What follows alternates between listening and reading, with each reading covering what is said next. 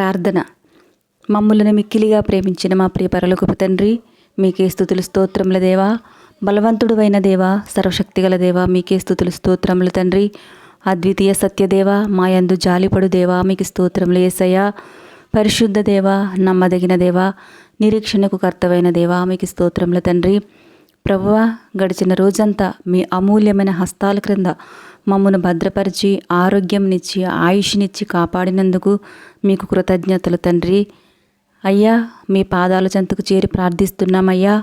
మా మనవులు ఆలకించుము తండ్రి. మాకు ఎదురయ్యే సమస్యలను బట్టి నెమ్మదిని సమాధానమును కోల్పోవచ్చున్నామయ్యా. మా భారాలు తొలగించి మాకు సంతోషమును స్వస్థతను సమాధానమును దయచేయండి యేసయ్యా.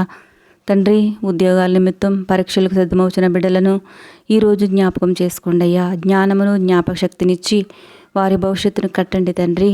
వారి కుటుంబ పరిస్థితులను బట్టి వారికి అవసరమైన ఉద్యోగాలను వారు పొందేలా ఆశీర్వదించి యేసయ్యా.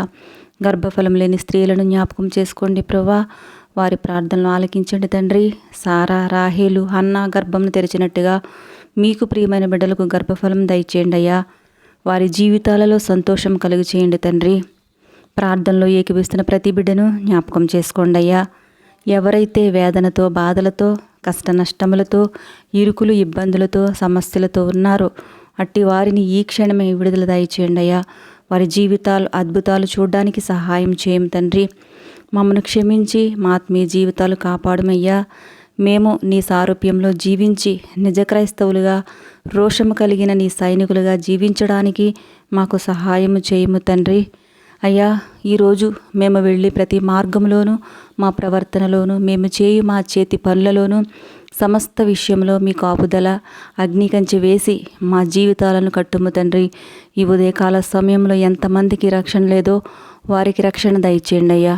ఈ లోక స్నేహము మీకు విరోధమని తెలిసి కూడా లోకాశల కోసం ప్రాకులాడుచు నిత్య జీవమును వదిలిపెట్టి అశాశ్వతమైన ఈ లోకపు సుఖము కొరకు తండ్రి నాయన నామకార్థ క్రైస్తవుల వలె జీవిస్తున్నాము తండ్రి. కానీ మీరు మా పాపములు శాపముల కొరకు సిలువ మ్రానుబోయే బలియాగమై పాపులమైన మా కొరకు నిత్యరాజ్యం ఏర్పాటు చేసిన తండ్రివయ్యా.